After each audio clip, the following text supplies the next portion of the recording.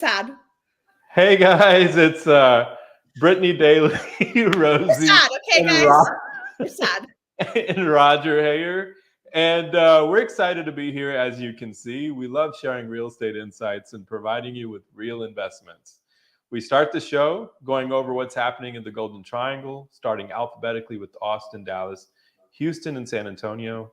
And then we take a look at our very special handpicked properties all across our region. And this is the part that you want to pay special attention to. If you like what you see, make sure to reach out and start a conversation with us. Brittany will have all the information on these properties. Now, who's this show for? This show is for everyone. Doesn't matter if you're a first-time home buyer, a seasoned investor, or someone looking to buy their dream home. At Rivet Real Estate, we feel like every real estate purchase is an investment into your future. This show is also for other real estate professionals because at the end of the day, we're all in this together. With that, let's get started. Hey Well, guys. Roger. Like, can you just tell everyone why we're sad? Yeah, can you please Rosie share made with us us? sad for the call because she said, I didn't get to invite my friends. And then we all realized we all didn't invite our friends today. And now who's going to watch our show and be able to see all the cool shit we have? I don't know. I know. No, Recording. We're gonna. Roger, the introduction you read, I really hope one day you start reading it by looking at us rather than looking at the script. Hi, Varun. Hi, Varun. Varun. He's our buddy. I love Varun. He's such an amazing human being. He doesn't he's omnipresent. Yeah. I love him. So, well, Rosie, we got a lot of is one of our investors, and his property is rented out. And Bree, you helped him get into the property with a badass interest rates. Can't wait for him to get rich off of the property and take me for a dinner. Yeah, we're still wanting to go to. Oh gosh. What's the Indian restaurant we all want to go to? Musafir in Houston. Bree, you gotta go. It's like eclectic. It's like a magic show going over there. Okay. Yeah, the way they put the food together, it's like magic. I like the magic show. Yeah, you're gonna have to eat all the vegetables and all the spicy food without doing ouch. What's that? Nothing. That's an internal joke. Don't get over it. Oh my gosh. Okay. All right. So welcome everyone. Thursday again. Since Roger gave his formal speech, I'm gonna give you an informal one. Today, we are about to do something that we have never done before. Yep. And I think you guys going to find it really exciting. We're going to debunk some ideas. And so, Rosie, I'm going to share my screen. I'm going to jump right into it. And I'm thinking, who? No, hold on. Before you do that, Bree. Yeah. What? Go. No, I was just saying debunk ideas about what? Yeah. Oh, okay. So right now we're going to debunk ideas about all of the news. Look, this is what I really want to talk about. So I'm sitting in a professional environment and we're discussing real estate, and all of a sudden somebody brings up something that they saw online and it was totally irrelevant and it was all hype. And so I'm really concerned that a lot of people are getting their data from just horrible sources. And so that kind of is personal to me because we do so much to bring data and there's hardly any good data out there, right? I mean, it's far and few in between because what happens is we can't look at the market too up close. We have to look at it with a healthy perspective. And a lot of these people that are putting this stuff out there, and I want to call it shit, right? A lot of people that put this shit out there are just doing it for the views. They're doing it for the likes, and they're doing it for the subscribers. And I don't think it's fair to the general public. The Fed, the Dallas Fed doesn't release data every month. They wait a few months to put out good data. Texas A&M real estate school, they hardly put out any good data that regularly because they're also looking at the market from a healthy perspective. They're not looking at it from the tip of their nose. But there's these gurus out there and hundreds of thousands of people are following them they're not even saying anything. All they're doing is using scare tactics. And I just thought it would be entertaining. And plus, we could really debunk what they're saying here on the show today. What do you guys think? Yeah. Let's do it. Yeah. And let's, it's more than just what they're saying. It's their personalities. It's how they're going about it. And then people are just believing them. So let's start with the first one. Before you get started, real quick, I just want to make one point. Let's think for a minute. What is the reason that negative news sells? Mm-hmm. The negative news sells because it aligns with our brain's natural ability to incline towards negative thought, because being negative and being afraid of something kept our ancestors safe, right? Like if there was a bear in the jungle, and even if it was not a bear, it was a rock, and our ancestors were like, well, you know what? Don't worry about it. There's no bear. It's just a rock. And if it was a bear, it actually ate them and they got killed. But if they saw a rock as a bear, then in an event there was an actual threat, they were able to avoid it and run away and stay safe. So we like it or not, that brain that makes the decision is still millions of years old. Yeah. And we much rather incline towards the negative news because it keeps us safe. Because somewhere, if we can prepare for the most negative thing, positive, we got it. But we don't realize how much it cost us in terms of opportunity, in terms of our mindset and our growth, and keeps us away from who we really are, right? So let's bring these people. But once again, I want y'all to know the same people who gave these power to this negative news can claim their power back and actually do something. And let's not make this thing famous, Yeah, exactly. And thank you for saying that, Rosie, because I think that disclaimer was very important, because we do have a tendency to at least consider bad news, because there's no other way for us to protect ourselves. Yeah. Right. And so with that, I'm going to now, a lot of this stuff we've already talked about in the weeks prior to, like. Yeah, we have talked about everything, but I think today we're going to get to see what they talk about and why do we have to talk about what we talk about, because of what they talk about all the time. Yeah. All right, cool. So I'm going to start off with this first guy.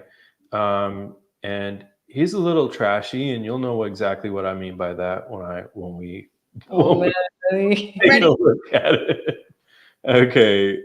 Yeah. Let's share this guy. Okay. So can everyone see my screen? Mm-hmm. Yeah. Okay. Real estate ninja here.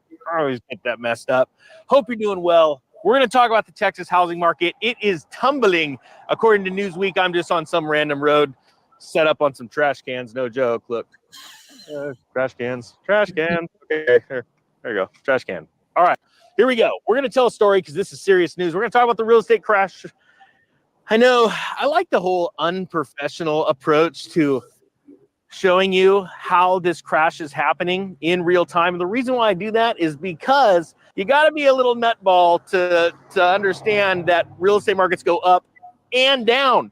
Most people don't believe that. If you go to the professionals, all the real estate agents, I was one, and I was a horrible real estate agent. The fancy suits and all the. Okay, I don't even want to hear him anymore. But hold on. Did he say? Hold on. Did he? First of all, he's on the trash can, which is fine. I like him. It's funny. But did he say I was a horrible real estate agent?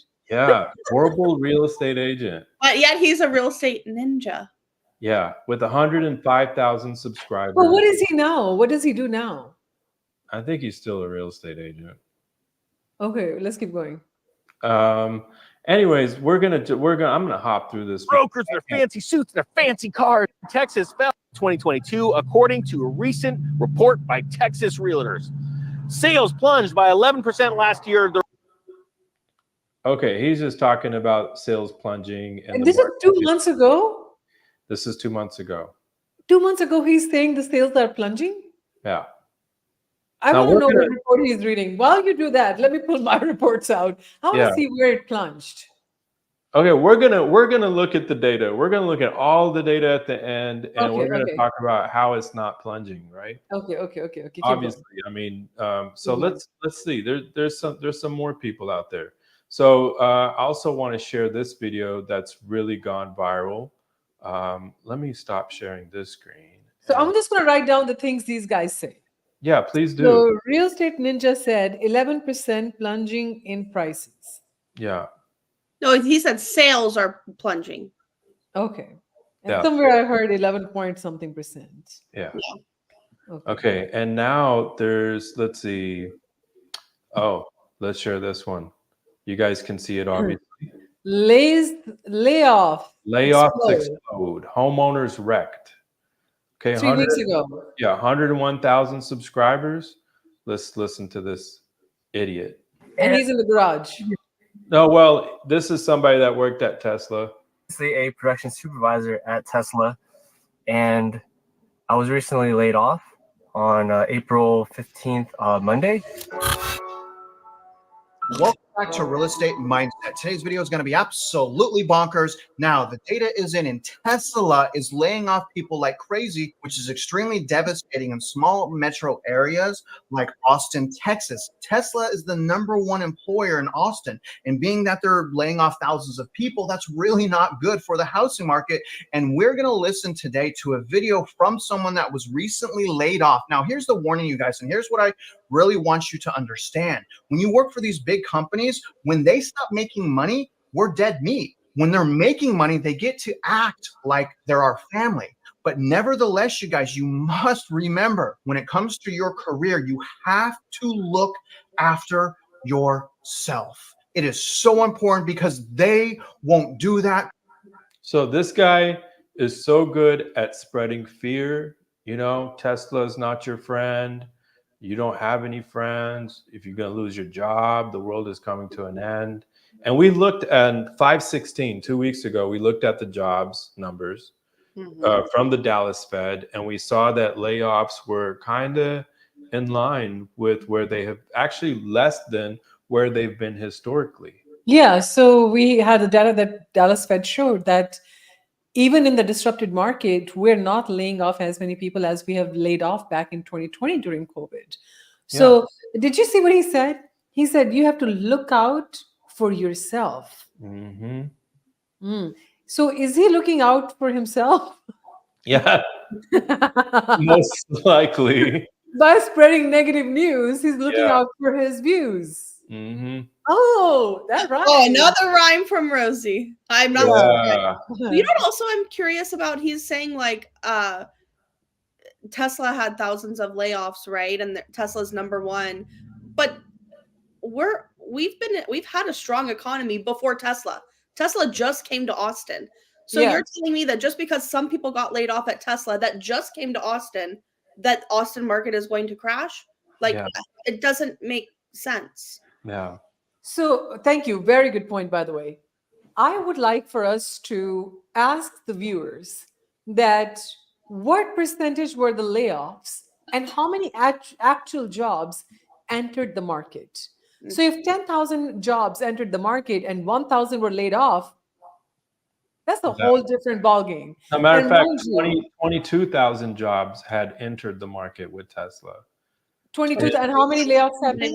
2,700 got laid off. So, okay. So 10% give and take got laid off just with one company. And please remember, Samsung and they grew. Amazon, they actually added all of their people like within a year and a half. They grew rapidly, right? And so now, as you can imagine, when you're growing so rapidly, you got to shed some of your workforce, recalibrate, and then move forward, right? I mean, how else would you go about doing this? Yeah. You know, does that make sense? I'm dumbfounded by these news. Like, I'm like thinking. But I'm also, you know, what's interesting is, and I'm guilty of this too. You get on YouTube, you get on TikTok, you start listening to something that has a lot of views or that comes your way, and you think of it as truth, right? But that's not real. They don't have the true data. Yeah. Brie, let's talk about it. Brie, let's talk about it real quick because we've been doing real estate for over a decade together. right? So when someone goes onto the YouTube and then they listen to the negative news, and we have a social proof because they have a lot of views at the bottom. We're like, everybody's watching it, right? So it must be true. That's the only reason we watch it, because somebody else has already watched it. Yep. And even if we watch it, we look it to the right and see how many views they have, right? Yeah. Now, honest question. What happens after watching that negative news in your mind? You're asking us a question? Yeah. Yeah.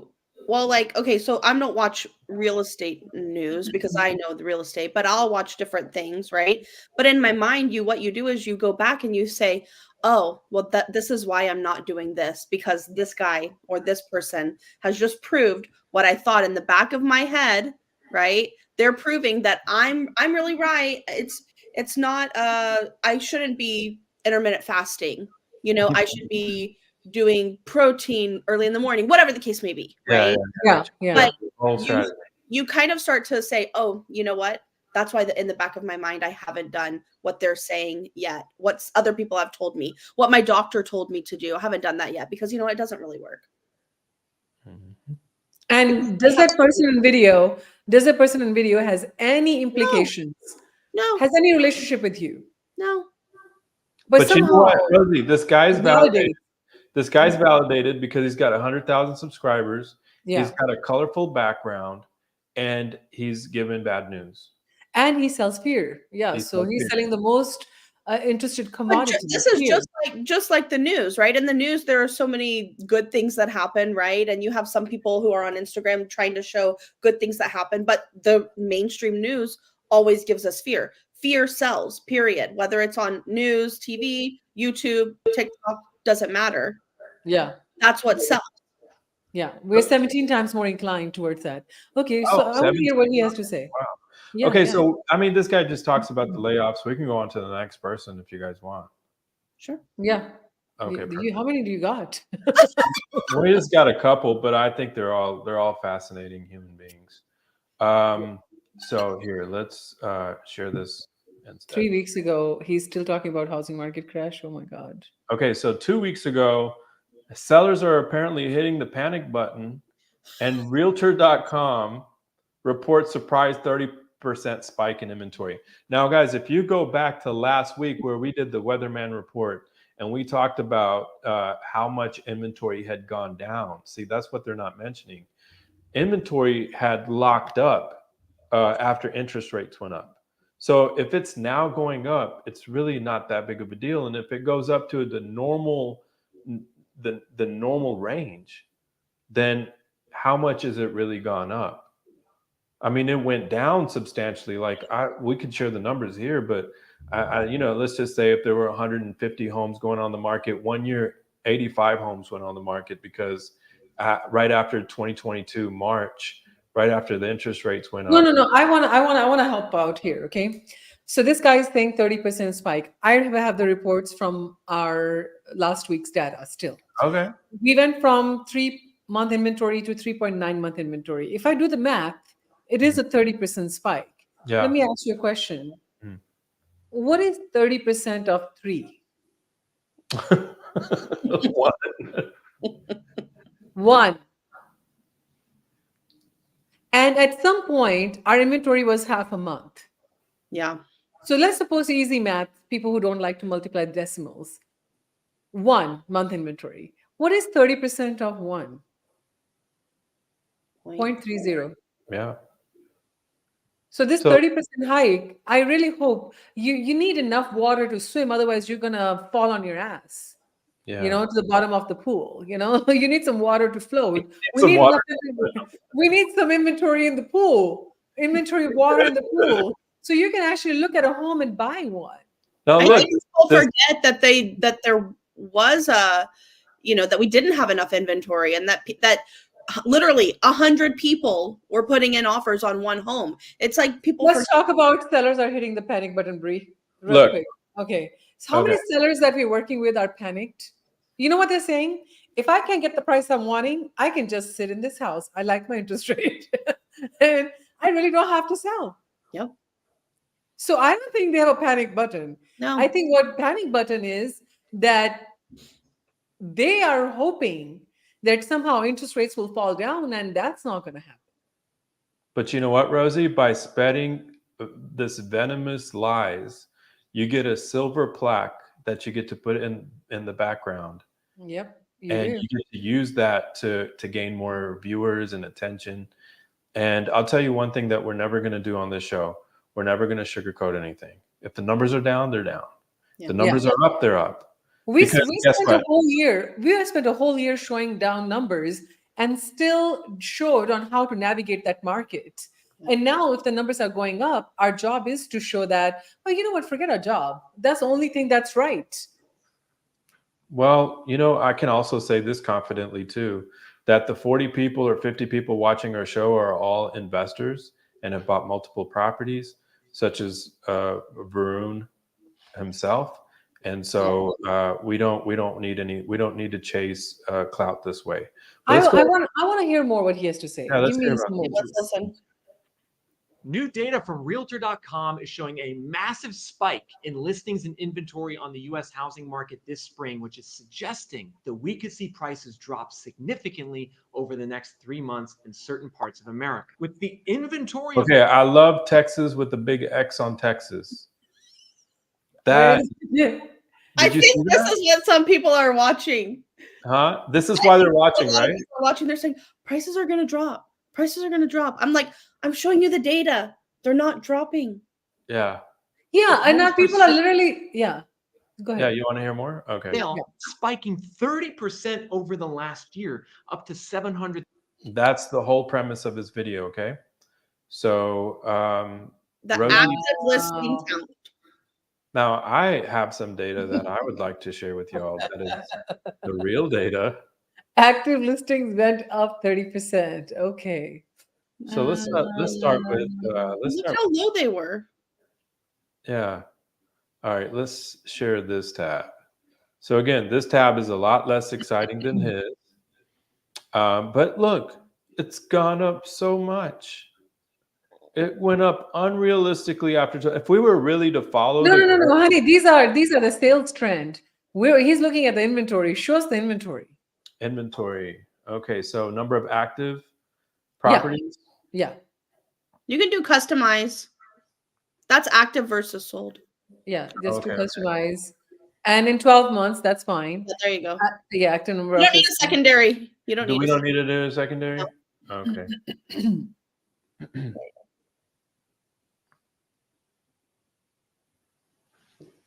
All right. Here for the magic number. Let's see what happens. You might have to stop share and then reshare. Oh, is that right? Okay. Yeah, sometimes it takes forever to load if you're. Oh, okay. All right. Well, I'm gonna stop sharing here now, and yeah, to your surprise, the wheel's spinning a little bit faster. I guess it's a lot of data, that they're pulling up, and Have a kaleidoscope. takes much time. Yeah. Yeah. Bree's like, pay attention closely. Okay. All right. I Perfect. don't know where she went. I'm trying to do a Oh, kaleidoscope. there you are. Okay. Let me share that screen now. Okay, so this is Austin, right? How long is this? Last 12 months? Let's go further back. So Bree, it's probably going to take a little bit longer now. Maybe sometimes it might not. 10 years? You really had to do 10 years? 5 is enough. While we are unloading that, Yeah. here's what I learned this week. He said, truth will stand the test of time. Truth doesn't mind being explored and interrogated. Lie doesn't like to be interrogated. Yeah. Lie cannot stand the test of time. So if their information is true, I want them to back it up the way we're backing up from actual MLS data.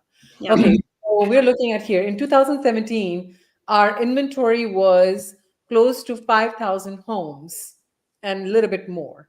And Yeah. in 2024, we are barely above 4,000. Where is he coming up with that data that we have a 30% spike from where? 2022? Yeah, from 2022, whenever everybody locked in, Yeah. because So people are not interested in selling anymore. There's a lot of uncertainty, and but let that me ask you a question. Let me ask this guy a question. Whatever his name is, 528,000 subscribers. When we were in 2016, 17, and 18, was there a market that was crashing? Interest rates were low. That's a comeback somebody can say to me. I get it. But Rosie, if we look at average close price, the screen that I originally had up, right? If we look at the average close price on here, that's not a bad place to be. Like, okay, let me see here. I gotta kind of zoom in or something here. Okay. You can click on the data. I will actually show you All the right. So numbers. look, 789 in April right Yeah. now, 789. And I think if we go back a year from now, where is this? Okay, I'm gonna go to the data. Yeah. Yeah, Okay. there you go. So okay, so let's see, we're in we would have to look at April's last month, right? Yeah. So Scroll further down. oh, okay. There Yeah, you go. there 2023, 2024. Oh Okay, my- let me ask you a question. Oh, look at that. April in 2024, we are looking at a close price average of $789,000. I think 789 is higher than 770. yeah, Basic math. yeah. Yep. Okay, 744. Ouch. Oh, 744 is higher than 724. Basic math. Mhm. 701, 705, like 0.001% difference. The January, I get it. We're coming out of 2023. The main differential we are seeing is between 2022 and 2023. We're back at 2021 kind of market. Look at 2021 numbers. In February of 2021, the average close price was 653, and average of February of 2024 is 701. Let's talk now. Now here's Dallas. Wow. What? Yeah, this is city of Dallas. Look at Yeah. that. It's Well, you way know what? They need to have honey, a campaign. that's $100,000 nearly. Yeah, $80,000 that's up nonsense. Yeah, that's bullshit. you know? Yeah. Yeah. Yeah. So the prices are dropping, I see. Yeah. Well, YouTube, before you give your plaques away for the viewership, I Gosh. want you all to verify your data. This is Houston. And these are closed, these are closed price. Yeah. So Yeah, I don't see the crash. Where's the drop? Dropping. Where's the drop? Show me the Where's the drop. crash? Where's the crash? Yeah. So was that entertaining, guys? Did you like that?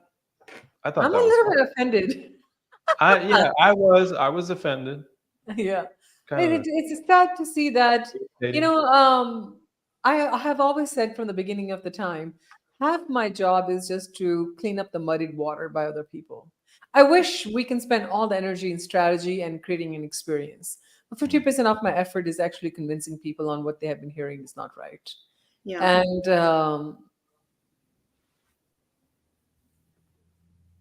And what? And I don't wanna- no, I think that is like the most frustrating thing. It's because you have the data, we have the data, we are Yeah. showing the data, but just because someone on YouTube said something, people can be missing out. You know what fascinates me? Okay, what fascinates me is that I have read lately Oh, that did you like check this out? Varun says just do quack quack to get the plaque. just to quack quack to get the plaque. I was talking to a friend and a mentor who's really into understanding people's motivations and coach them into doing great things. And it got me thinking on how little we know about what's really influencing us. And it's fascinating to me that you're telling someone to do great things, and you're demonstrating to them how, without turning all the levers on, you haven't really given your life a best shot. Like, we all want to be emotionally healthy, physically healthy, mentally healthy, relationshiply healthy, financially healthy. But apparently, the people that we are receiving advice from, did we ever see if they are fully wholesome in these spikes of life? Yeah. And without paying attention to these spikes, we take their truth. And our mind just does a comparison right away. It kills our confidence to do anything. I remember any business, people talk about entrepreneurship as this sexy thing that, oh, you're an entrepreneur, I'm a business owner. Let me tell you something what we don't talk about in business: the amount of sleepless nights that one has in an entrepreneurial journey. In an entrepreneurial journey, you gotta believe in your vision before the whole world sees it. And you gotta get up and continue doing the right things, even if the results don't show up. And it means not only you're going to fight all the doubts and limiting beliefs that you're carrying for yourself, but also of your consumer to make sure they're not falling into that same trap. So it takes immense courage and clarity of mind to continue going into your entrepreneurial journey. And when people think that real estate is like, it's a very common norm. People think, oh, real estate, oh, that's where the big checks come from. Well, I invite every single person to get licensed and start doing real estate now. But Rosie, you know who is optimistic about the market right now? Yeah. The 3 friends that came down and met with me for lunch from California. Yeah. They have $30 million that they want to spend in the Austin market. Yeah. They're extremely bullish on what's happening here. Yeah. So people, and I promise you, they're not watching any of these clowns on YouTube. They are not. They cannot make even a reference to any of these clowns online. So I would say, sometimes I would say, Brie, like you and I have talked about some of the people that we're helping, and they have so much negativity around the market. And I'm starting to think maybe that's not the client for us. Yeah. Like if we're not able to back up our information, that's a different thing. But if we have a case study after case study after case study, and we're able to give you reasonable options and reasonable reason why you should act now, then there's no reason. Most people don't realize what isn't here still has an impact on what is in notice. And people are not able to let go of social media and adopt new ideas in today's market. And if they are going to be more loyal to social media, then ask social media to pay your bills. Yeah. Like I have said no to so many people who have even asked to join our company to work with us. And the very first question we ask them is that, okay, what are you willing to do to succeed? And how long are you willing to fail before you say, I give up? Yeah. That's the first question I remember, Brie, we used to ask to anybody who will join our company. And if they don't have the grit and the mindset to keep going and believe in their idea more than what people are believing in, then it's a lost cause with them. Yeah. So you need a resilient mind. And quite frankly, when I go out in the market and you meet your match, you meet other people who are at the same frequency as you, and they are going after things. You hear their stories, man, all the excuses go out the window. Like today, I was talking to a broker named Lee, who is like an old friend, and we worked with him in the past. And he was sharing a story about how resilient his journey has been. He said, I just didn't have time to feel sorry for myself. He said, I keep going. And today he has a big book of business, and disruption means nothing to him. Matter of fact, in disrupted market, there is more opportunity to go out and create a name for yourself. Because if you have something that people don't have access to, then it is your obligation to spread that gift. And if you're too busy doubting yourself, then don't worry about feeling sorry. So guys, I know we're gonna jump on to what opportunities are available, or we're gonna talk about those things in a little bit. So I just wanted to mention there's a huge investment being made right now south of Austin in the Tesla area. And so I know the Tesla layoffs are a conversation, but there's this company, and matter of fact, it's Blackstone. Blackstone is coming in close to the Tesla plant there, and they're constructing 1 million square feet of Blackstone. They're constructing 1 million square feet of space, and it's going to be very close to the Tesla plant, which is 1 million plus square foot industrial project. Okay, so there's that. And then also this really got my attention.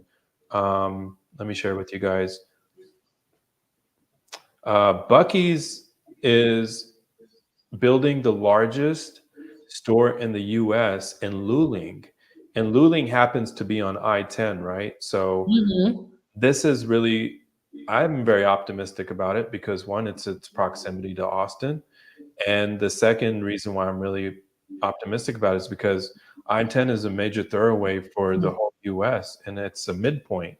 So let's not forget, while we're talking about market update, we're talking about all the different things about how critical of a location we're in, the Austin, San Antonio area, and how it plays a pivotal role in transportation all across. So for our viewers outside Texas who don't know what Buc-ee's really is, can we quickly talk about how famous Buc-ee's is? Like Bree, like can you, like, you are original here. Yeah, Buc-ee's is basically like it's like a grocery. Well, it's even more than a grocery store. Yeah. I don't know how many good things I can say about Tourist Buc-ee's. attraction, gas station. It's literally it's an attraction. The cleanest bathrooms you'll ever have. It's basically a convenience store, right? But very, very nice. So huge. It's bigger than a lot of grocery stores. They have groceries there. They have all the snacks. Even sometimes they even have like home goods and clothing. And it's a, I mean, people make a pit stop to Buc-ee's if they're traveling through Texas. I often hear tourists say, "Have y'all gone to Buc-ee's yet?" Yeah. Yeah. They have their own kettle corn. They got their peach iced tea is so badass. So what I'm trying to really indicate here is that Buc-ee's is a convenience store. It allows people to refill for gas, for 18-wheelers to park at night, get their truck washes done, and people to just stop, refresh themselves on the long trips. So if we are showing you that Buc-ee's is about to build the largest chain ever in Luling on I-10, what is it indicative of? It is indicative of more traffic per hour, per second in passing on that highway. Matter of right? fact, even though it's the interstate, they don't take on semi 18-wheelers or anything like that. So Yeah. this talks about the just you know, I guess a 2-axle vehicle, just your normal everyday car. Yeah. Exactly. Who their main client is. Yeah. So and you know, it's a really quiet week in real estate. This is just one other piece of news, but I was really excited about it. This is a project in Dallas that's coming about, and you can see all the construction that they're wanting to do. And these are just some plans, some preliminaries. This is something that they're looking to accomplish. And it's 788 hotel rooms.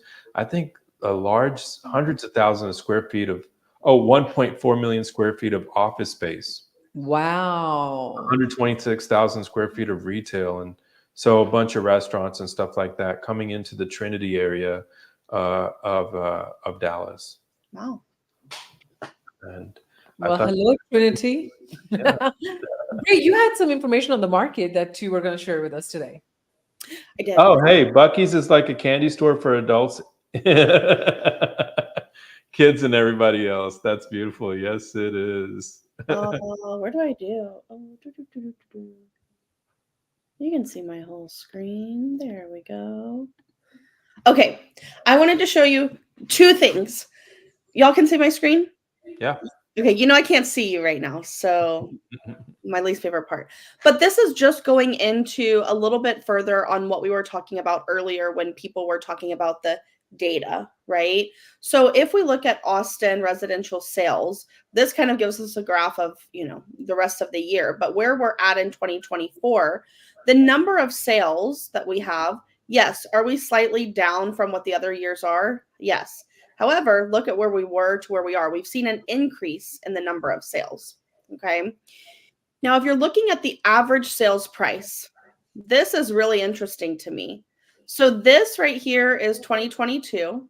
Okay. This is 2021. And this green one is 2023. We're in orange right now. You can see that we started off here just under 550 and we've continued to go up, and we are above 2021. We're above 2023. We're not above 2022, right? That was the anomaly, but we're above 2020, 2019, and 2018. Oh, that's beautiful. Mm-hmm. What a clear graphic. Same thing for median sales price. Okay, so median sales price, we look at, this is where we are. We're the orange line in 2024. We can see that we've gone up. Here's 2022, and we are right on par with 2021 and 2023. Wow. So clearly, once again, 2021 was a great market. Yeah. So we have not fallen any further than 2021. Yeah. That's what I'm realizing. Wow. Okay. Bree, what is this? I want to show you this because I found this today, and Oh, look, this I is got where one of our other investors bought a property already, right, Bree? yes. I'm the most excited about. This is my favorite part of the show. So look at this, guys. This is in Austin, Texas. 2-bedroom, 1 bath, 800 square feet. Listed at 250. And I'm going to show you the location because it's really interesting. Y'all can see the pop out. Yeah. We can. Because Roger, you just mentioned that Blackstone, I think it was going to be like right here. Yeah, right? Weber Road. Yeah. And this is where this property is, right off of 35. Tesla's right here. Airport's right here. Remember that other thing that you were talking about, the secondary airport and that, what was it? Yeah. Greensport. Yeah. Yeah, that's And over here. Emerald Island. Yeah. Emerald Island, that's what it was. Emerald Island. Yeah, that's what. $19 billion project. Look at this, 250 in Austin. And here's, I mean, look at this. This is nice. This is decent. gorgeous. For those people that didn't get to see that episode of Emerald Island, I'm going to quickly pull it up. Oh yeah, pull it up and show. But I just want to show you the comps really quickly. Oh, that's my MFU. Hold on, let me show you single family. Oh. Look at this. Average rent $1,735. Wow. Yeah. Wow. There's also some really good MFUs this week, guys. So there's one in Pflugerville. I just am briefly going to show you, but if you want to talk offline about MFU, for everybody to just know, it's multifamily. Multifamily, a duplex in Pflugerville, 575, built in 06. Each is 3-bed, 2.5 bath. Wow. This is new stuff. Like don't remember seeing duplexes. And duplexes in Pflugerville, it's pretty rare. Like they don't have many. It's really just this one small And area. something this still new. 2006 is not bad. It's fully remodeled and stuff. Yes. Yeah. So there's some cool stuff in the investment sheet this week. So everyone take a look at it, and happy to hop on Zoom with everyone. Yep. I'm going to share what the Emerald Island looked like real quick. Oh yeah, because it was so cool. Let's see if I can get maybe bigger photos, but Guys, by the way, when Emerald Island is built, then it's already too late. Yes. Wow. And this is something that they're wanting to do, right? So they're still raising capital and doing all those sorts of things. But I think the vision is beautiful, and I think Austin is a great place for all of this to come to fruition. Oh my God. Did you see the last view? Yeah. It's almost like Dubai moved to Austin. Yeah. Cool. Well, guys, today we delivered 42 minutes and 42 seconds of value add. And, unlike most of our shows where we just share news and data, we got to share with you what you watch when you're not watching us. And we had to go watch those people too to figure out how we're going to change their opinion for real estate. Because, guys, like, I don't know, that guy, for all the people that you watch, I don't know if I got a feeling from them if I want to believe them for real estate investment. Yeah. Like, they talked a lot about what's happening in the news, but I don't know if they have shared any story about what actually happened with a homeowner or a investor they actually worked with. So I wonder what power a case study holds. Like, so many people out there who have a herd mentality and they just want to watch other people, and it's easy to not take action and just sit on their couch and keep scrolling. Yeah. Well, the real people who are actually doing the job and building wealth, they're in the field acting on properties. So I would say watch case studies. I would say that it all starts with a phone call or a text message or just a simple outreach and say, I'm curious, but I'm concerned about X, Y, and Z. And then if your concern is real and it's not a good time for you, we're going to be the first ones to be saying that maybe you should wait. Now, there are clients that have to wait because of their particular situation. Maybe they don't qualify. Maybe they need to make some tweaks. And those conversations, we're really transparent. And we don't want anybody paying more for something that they shouldn't pay more for. and we got your back. So if you're curious and you want to know the truth, then all it takes is a conversation, and make sure you reach out to the team, and we're here to serve you in the best way possible. Can I say something on that, Roger? Because I really like the point that you brought up. I was actually just talking to an investor yesterday, and their concern was in one particular area that they went on Zillow and they saw a lot of properties were for lease. So what we did is we got on a Zoom together and I showed them the average days on market. I also showed them the particular area that they're looking. They were looking on one side of 35, where the other side of 35 was renting out a lot quicker. Okay. Also, we looked at what are they pricing the properties at, right? So people that were pricing it at 2,000 were dropping the price to 1,900 or 1,850 and then renting out. But the number that we gave them was 1,750 and showed them everything that was 1,750, how quickly it rented out. So I think sometimes having that conversation and saying, hey, Bree, I'm kind of interested, but I'm on Zillow and I'm showing all these active properties. What's going on? We can really hone in and get on a call and say, this is why we're seeing what we're seeing. Or maybe it is truly that, hey, this area is just oversaturated and we don't want to be in it, right? But at least you can see with real data, not just something that you're seeing online or on Zillow, and data that might not be relevant.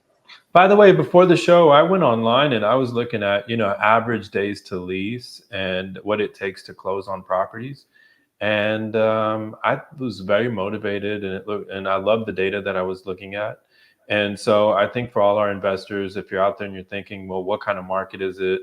Am I going to be able to rent my property out? I would tell you from the numbers I saw just today that the numbers look great. And maybe we could do that on our next show, is go over average days and show them which properties are leasing out.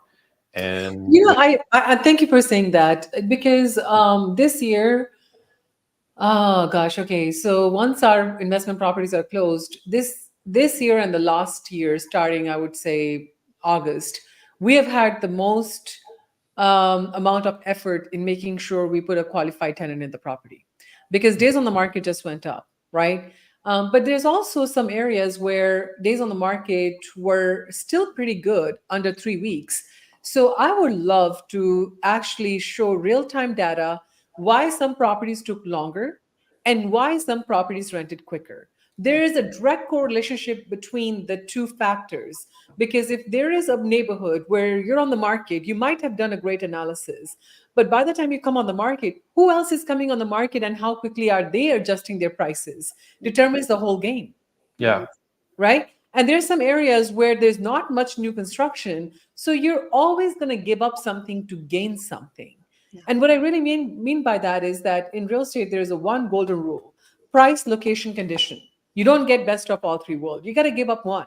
So if you got a great price on something and you got a great location, you might have to deal with the condition of the property. And if you're not dealing with the condition, could be the condition of the market that you're going to deal with, right? So I think it would be a great exercise. And Bree, don't let us forget that. I would love for people to see how, and so many people get attached to the fact that most of our investors are pretty open-minded. I don't think we have had much issues. But I think the people you're talking about, where they're like, well, is my property going to rent? Like, that's the number one question. Yeah. Right. And people get attached to a price. Like, I had an investor in Temple, Texas, who was like, well, I wanted 2,050. And Bree, I remember your email sent out to them that it was 1,950. It was never 2,050 when we did the evaluation, right? Guess what? 2 months on the market, and the moment he dropped the price to 1,950, we have 2 applications being processed right now.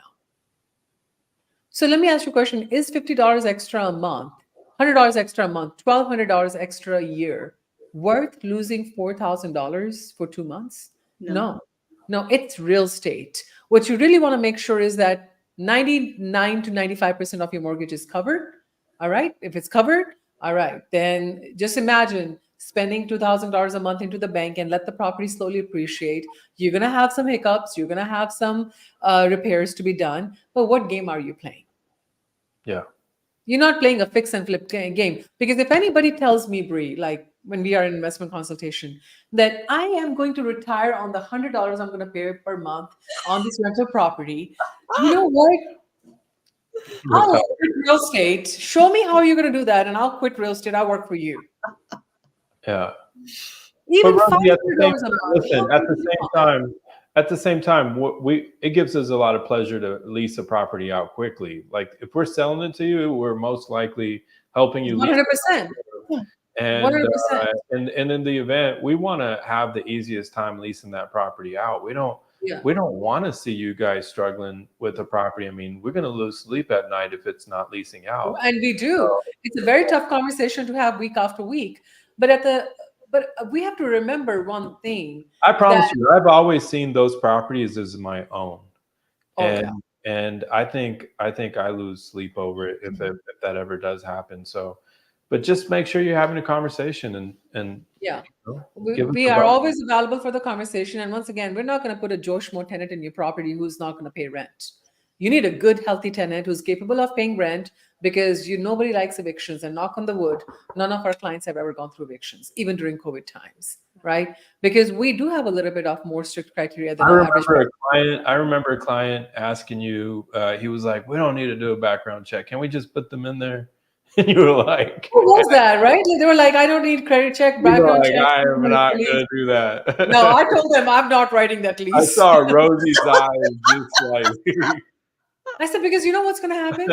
3 months later, who's going to get a phone call? Rosie, they're not paying the rent. That's exactly what you said. Yeah. I said, I'm not dealing with that BS. I was like, I'm not writing that lease. Not on my clock. You get some other broker to do it for you. You're telling me that push me off the edge so I can fall on my face. That's a great analogy. Here I am standing on the cliff. Just push me away, Rosie. I'm ready to fall on my face. And I don't have anybody to catch me, and I'm not wearing no shield. Let it happen. Because I'm going to fly. Ain't no fly. I'm the one rescuing your ass later. We're doing it now. Anyways, we got a little too personal here, but I enjoy it. So another 9 minutes of fun, jokes. Loved being here today with y'all. Thank you so much. You guys do incredible work together. You inspire me to keep working hard, both of you. I love y'all. Love We you. love everybody here. Yeah. All right, guys. I'm going to be on the road till 8 o'clock, so I need to preserve some energy and get my head straight. See you next week. Bye. Love y'all. Bye. Take care. Bye.